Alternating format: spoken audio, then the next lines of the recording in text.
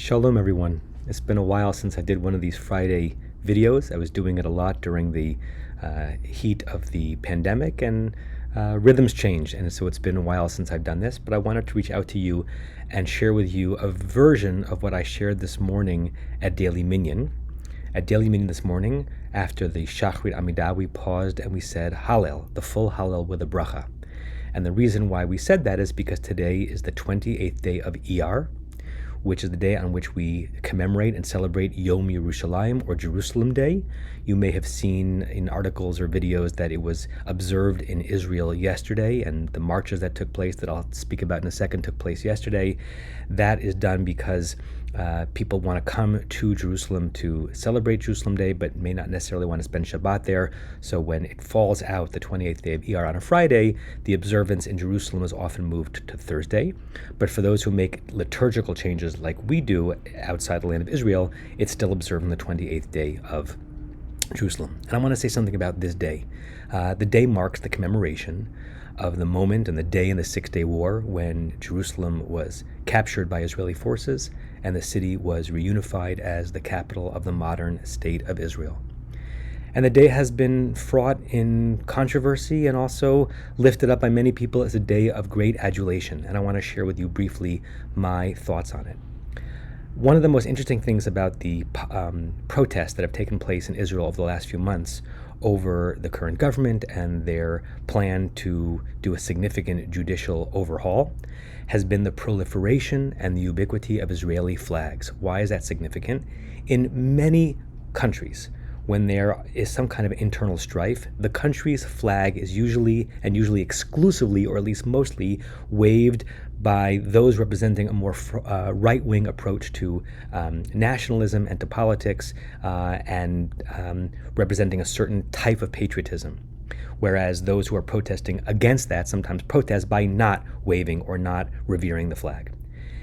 All of the protests in Israel, from the far left to the far right, counter-protests and the counter protests, have been replete with Israeli flags, with Zionists of all stripes and flavors saying proudly, no one is going to claim this flag from me, and nothing that someone else does with their flag takes away my ability to connect with this flag with pride and with a sense of identity.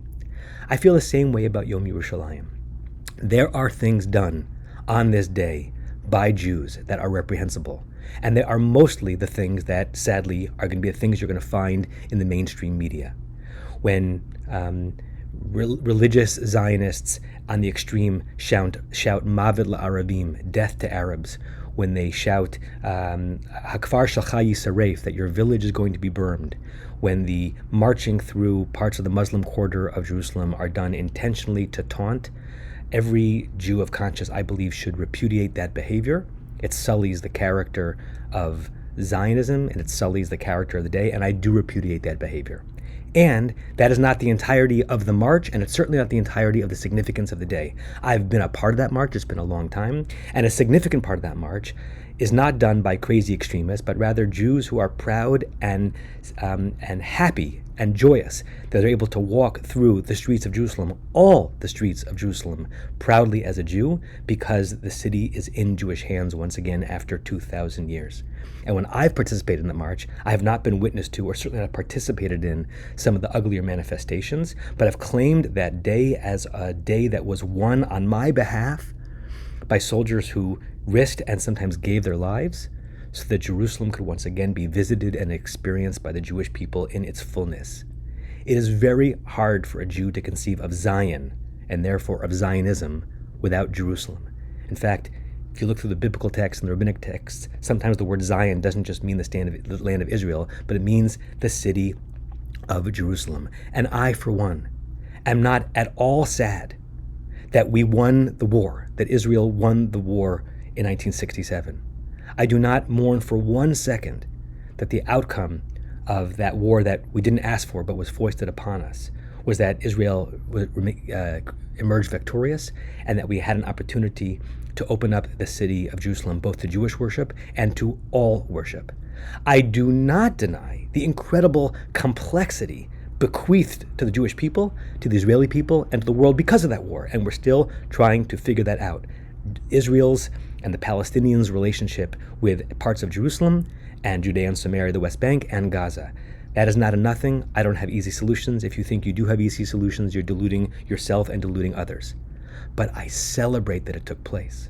And I celebrate that for the entirety of my life, in the many hundreds of days, probably at this point thousands of days, I've spent in Jerusalem, not one of those days has not been positively impacted by the outcome of the Six-Day War that led to the reunification of Jerusalem. And that, to me, is a cause for celebration, and I will not yield my relationship to the city and to that day to the extremists who do something ugly in its name. They do it in their name, not mine. They can't claim the flag for me, and they can't claim the city for me, and I repudiate their odious behavior, and I celebrate the Jews' thousands-year relationship with the city to which we have returned, in which we can walk and pray safely and with pride, and that is a reality I hope never changes. I hope peace will come through sacrifice and through a sense that a better future has to be earned with hard work. But I hope there will never be a day when Jerusalem will not be an accessible city available for Jews to pray at the Kotel and be in any part of the city that feels like a home to them, as it should be. So I wish everyone a Yom Yerushalayim Sameach. In our community, really the only place it is observed is at Daily Minyan, when we said an extended Psukei de Zimra and recited Hallel. So for the 20 or so people who were there this morning, we observed it. But today is Yom Yerushalayim, and I hope that you celebrate it or mark it in some way, either by reminiscing about previous trips to Jerusalem, start planning your next trip, singing Yerushalayim Shel Zahav, the anthem of the city of Jerusalem, and recognizing the complexity, but also the miraculous beauty that in the year 2023, Jerusalem is a city to which Jews can go, can live, can visit, can pray without restrictions.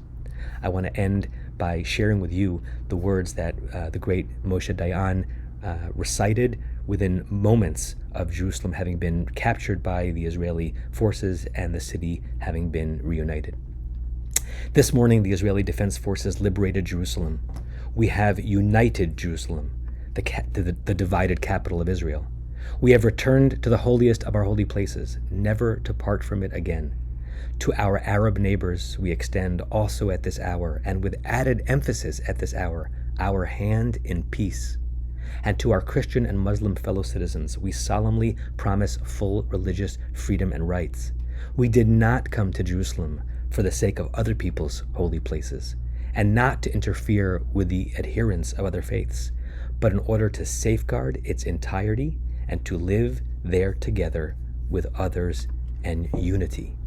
King Yehi Ratzon, so may it be God's will, so may it be our will. Chag Yom Yerushalayim Sameach and Shabbat Shalom.